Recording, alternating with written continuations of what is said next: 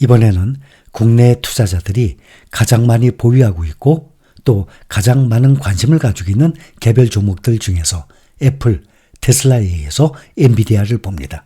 멜리우스 리서치가 오늘 엔비디아 주식을 생각도 하지 말고 매수하라고 권고했습니다. 엔비디아 주식은 물을 필요도 따질 필요도 없는 아무 생각 없이 매수하면 되는 이른바 노브레이너 종목이라고 못 박았습니다. 멜리우스 애널리스트 벤 레이체스는 오늘 분석 노트에서 엔비디아 매수 추천 의견을 재확인하는 한편 목표 주가는 $1,000에서 $1,125로 상향 조정했습니다. 레이체스는 엔비디아가 여전히 엄청난 성장 잠재력을 갖고 있다고 판단합니다. 그는 대형 클라우드 업체들이 인공지능 인프라 자본 지출 예산을 급속히 늘리고 있다면서 AI 애플리케이션용 반도체 선주주자인 엔비디아 주식을 지속적으로 소유하고 있어야 하는 이유가 바로 여기에 있다고 강조했습니다. 엔비디아는 낙관 전망에 힘입어서 일시적으로 소폭 상승하기도 했지만 이후 하락세로 방향을 틀었었습니다. 장중에 1% 가까이 하락하기도 했었습니다. 그러나 막판에 반등에 성공해서 강보합세로 오늘 장을 마쳤습니다.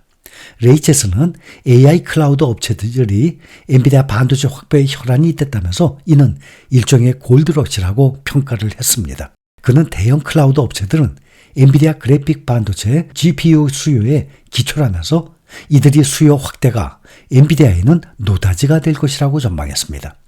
레이체스는 AI 클라우드 업체들이 이번 분기 실적 발표 자리에서 앞으로 수년에 걸쳐 반도체 확보에 20% 넘게 지출을 늘리기로 했다고 지적했습니다. 그는 분석 노트에서 마이크로소프트는 코파일럿 같은 도구들의 최상의 AI가 필요하고 구글 역시 검색 엔진에 AI가 필요하면서 메타 플랫폼스도 광고에 최고의 AI 도구를 필요로 한다면서 이를 위해서는 엔비디아 반도체가 필수적이라고 설명했습니다. 국내 개인 투자자들이 최근에 5거래일 동안 엔비디아 주식을 1,000억 원 가까이 쓸어 담았습니다. 미국의 인공지능 관련 빅테크의 연이은 실적 발표와 투자 증액에 따라서 AI의 수요가 둔화될 수 있다는 우려가 수그러들었기 때문으로 보입니다. 국내 한국예탁결제원에 따르면 미국 증시에 투자하고 있는 개인 투자자 이달 22일부터 26일까지 6,896만 달러, 약 950억 원 규모의 엔비디아 주식을 순매수한 것으로 나타났습니다. 이달 1일부터 19일까지 엔비디아의 주가가 16% 가까이 하락을 했다가 반등을 보이는 양상을 보이자 집중 매수에 나선 것으로 분석이 되고 있습니다. 엔비디아 주가는 이달 큰 폭으로 하락을 했다가 재차 상승하고 있습니다. 이달 1일 기준 903.63달러였던 주가가 19일까지 762달러까지 하락했습니다. 그 후 10일 동안 현재 877.57달러로 15% 상승 중에 있습니다. 미국의 빅테크가 시장 전망치를 뛰어넘는 실적을 발표하면서 엔비디아 주가가 다시 힘을 내고 있는 양상이에요. 마이크로소프트의 경우 올 1분기 매출이 지난해 같은 기간 대비 17% 증가한 618억 6천만 달러, 알파벳은 같은 기간 15% 증가한 805억 4천만 달러를 각각 올린 것이 긍정적 효과를 낸 것입니다. 메타 플랫폼도 최근 AI에 대한 투자 규모를 300억에서 370억 달러에서 350억에서 400억 달러로 상향 조정했습니다. 투자자들은 엔비디아의 다음 달 22일 1분기 실적 발표도 주목하고 있습니다. 엔비디아는 올 1분기 240억 달러의 매출을 가이던스로 제시했습니다. 이는 시장 예상치인 221억 7천만 달러를 훌쩍 뛰어넘는 수준입니다. 1분기 실적 발표에 더해서 젠슨 황 최고 경영자가 내놓을 AI 반도체의 비전과 관련한 메시지도 시장에서는 주목을 하고 있는 상태입니다. 현재 미국 반도체 시장을 장악을 했던 인텔의 시장 가치가 인공지능 시대의 AI 칩 선두주자 엔비디아의 16분의 1 수준까지 추락을 했습니다. 지난주 26일 종가 기준으로 보면 인텔 시가총액이 1,357억 달러, 약 187조 원을 기록했습니다. 전달 주가가 9.2% 급락을 하면서 몸집이 더 쪼그라들었습니다. 25일에 발표한 1분기 매출이 시장 예상치에 미치지 못하고 2분기 가이던스도 예상치를 밑돌았기 때문입니다. 미국 증시에서 시가총액 순위가 80위권으로 떨어져 있어요. 시총순위 3위인 엔비디아의 몸집은 무려 2조 2천억 달러 가까이 달합니다. 인텔의 전체 시총은 2,920억 달러에 달했던 2020년 1월의 시총의 절반에도 미치지 못하고 2,700억 달러대였던 2000년대 초의 절반 수준입니다. 주가는 31.36달러로 올해 들어서만 34% 하락 중입니다. 이에 S&P 500 지수에서 가장 수익률이 높지 않은 종목이 됐습니다.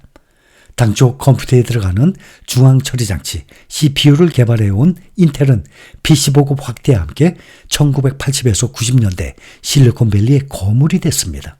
2000년대 초반까지 미국 증시에서 시총 순위는 한 자리였습니다.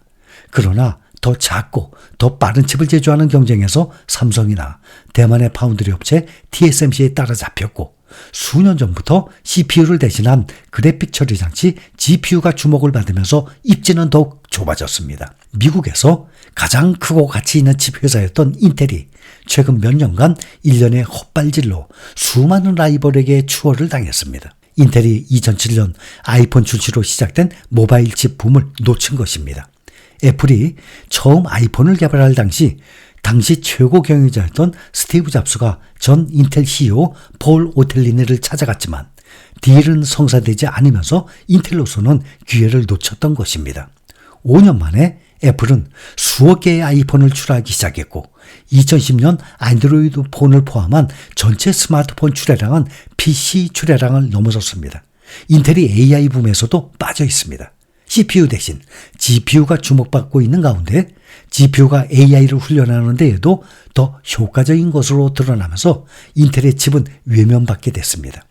인텔도 2018년 AI 칩 개발에 나서면서 현재 가우디3라는 AI 칩을 보유했지만 올해 하반기 매출은 5억 달러로 AMD의 35억 달러나 엔비디아의 57억 달러에 크게 미치지 못합니다. CNBC 방송은 2021년 CEO로 복귀한 팻 겔싱어가 위험한 비즈니스 모델 변화에 베팅하고 있다면서 인텔은 자체 브랜드 프로세서를 만들 뿐만 아니라 파운드리도 할 계획이라고 전했습니다. 그러면서 인텔이 고객을 확보하는 데 성공하기 위해서는 프로세스 리더십을 회복하는 데 달려있다라고 강조했습니다. 미국이 반도체 산업 생태계 구축을 위해서 조단위 보조금을 꺼내들면서 자국 기업 지원에 나섰습니다. 실제로 인텔에 약 11조 7천억 원, 마이크론에는 약 10조 3,400억 원 등 대규모 지원을 하고 있습니다. 이를 두고 파운드리와 메모리 모두에서 반도체 패권국이 되려는 미국의 의지라는 분석이 나오지만 이들 기업들이 미국 정부의 선봉장이 될 수 있을지에 대해서는 회의적 시각도 나오고 있습니다. 인텔의 주가가 31.36달러로 지난 2021년 코로나 시기에 기록했던 최고 주가 70달러에 비해서 반토막이 났습니다. 웨드부시 증권사의 애널리스트 매튜 블라이스는 로이터를 통해서 인텔의 계획에는 아직 의심스러운 부분들이 많다라면서 아직 실행되지 않은 미래의 계획들에 대해서 회의적 시각들이 존재하는 것이라고 분석을 했습니다. 또 메모리 반도체 4위 업체 마이크론도 기술 경쟁력 확보라는 큰 과제에 봉착해 있습니다.